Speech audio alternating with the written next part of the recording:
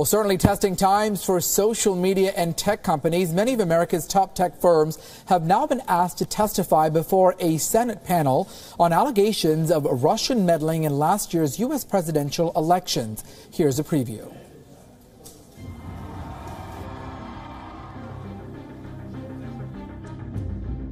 The U.S. Senate Intelligence Committee has asked Google, Facebook and Twitter to testify about Russian interference in U.S. politics. The three companies are expected to appear on November 1st in an open hearing about whether they were manipulated to help President Donald Trump win the presidency. Before his hearing, representatives of Google, Facebook and Twitter might also need to testify in the House Intelligence Committee. The Senate and the House Intelligence Committees are the two main panels looking into Moscow's role in the 2016 presidential elections. This is not the first time social media and tech companies are facing scrutiny in relation to the charge of Russian meddling. Earlier this month, Facebook revealed that some Russian trolls had bought $100,000 worth of ads to sway the election. According to reports, the ads were aimed at damaging presidential candidate Hillary Clinton's voter base.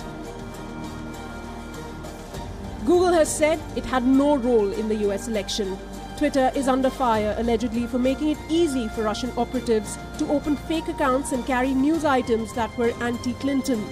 Twitter is expected to privately brief the Senate panel on Thursday. President Donald Trump, however, is waging his own war with social media. On Wednesday, he attacked Facebook in a tweet, accusing it of working with other media outlets that opposed him. Bureau Report, Wion. All right, to get perspective on our second discussion tonight, we have a cyber rights activist from Milan, Italy, Aral Balkan. Thank you so much, Aral, for joining us on this discussion. Certainly interesting times. I mean, this conversation has come up many times. It's not the first time that we're hearing about possible Russian meddling into last year's presidential race. And of course, interesting timing as well. U.S. President Donald Trump quickly taking to social media, saying that it is all fake news. What do you think is going to happen in the coming weeks? I don't think we're going to see any considerable developments in the coming weeks. I mean, what we're talking about here is a system that has structural failures. We're talking about, when we discuss the internet today, the web, we're talking about our public spaces actually being private spaces. So Facebook, Google, Twitter, we think of them as parks where we can have conversations with each other, but really they're shopping malls. And that's the real problem at the heart of all of this, that we don't have public space in the digital age, that all of our parks are shopping malls. So it's not something we're going to fix in a few weeks. All right, let me also ask you, when it comes to that amount spent by apparently some of the Russian trolls, $100,000 in ads. I mean, you know, these upcoming elections, the last few ones, certainly we've seen much more of a momentum with Facebook and Twitter and Instagram and other platforms, Google as well. I mean, this didn't really exist in the previous U.S. elections. I mean, this is a completely different dynamic that is now out there. And certainly if Russia was involved or any other country was behind this, it is a new way of perhaps shaping public opinion. Well, and think about just how much power Facebook incorporated and Google incorporated. Well, we're actually talking about Alphabet because they outgrew Google. Think about how much power they have to shape opinion. Think about all that Google knows about you because of all the services you use, but all the data they buy from data brokers, etc. Think about everything that Facebook knows about everyone.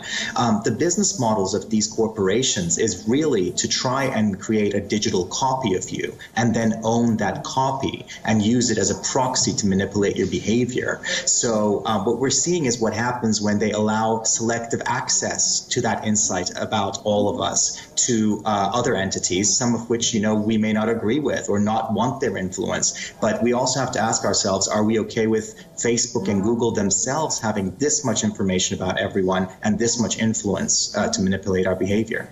Let's also play devil's advocate. Perhaps if Russia indeed was involved, to what extent do we think that Facebook or Google or Twitter or any of the other companies that these alleged hackers used, I mean, to what extent could that have proven to help Donald Trump as opposed to Hillary Clinton? I mean, it definitely could have, of course. And unless we make structural changes to how the web works going forward, as long as we have the Facebooks and the Googles, these basically factory farms for human beings that farm us for information and then sell it or rent it to other people. Unless we change that structure, then we're not really going to change any of this. So today it might be Russia, tomorrow it'll be someone else. These systems exist. They're available for people who have money to use, and this is how ad tech works. This is ad technology, like advertising technology. Right. So this is how it works. The problems are structural. This goes to the heart of the business model of Google, the business model of Facebook. That's not going to change because as far as Facebook and Google are concerned, they're hugely successful. They make billions and billions every year. There's nothing wrong as far as they're concerned. We have to ask ourselves, is this sort of digital space that we have today on the internet compatible with democracy going forward? And the answer, we might find that the answer is no. Now, interestingly, apparently some of the reports that we're seeing saying that Russian forces purchased about 3,000 ads, spending about $100,000 in the months leading up to last year's election, some of them to perhaps invoke racial, religious, social tensions going forward for upcoming elections in the United States and perhaps in other parts of the world. Do we feel that social media sites like Facebook and Twitter and Instagram and even tech companies like Google have some role, or could we anticipate perhaps a modification on this so that it does not sway public opinion?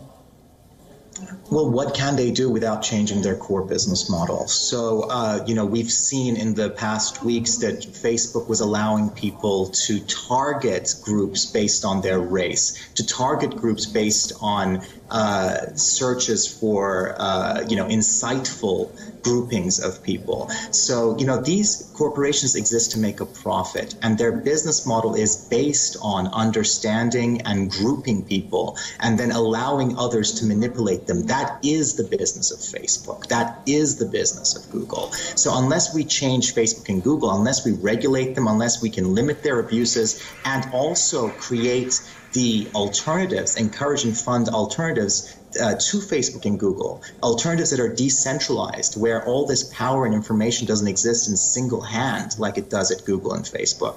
Unless we do that, we're not going to fix this problem.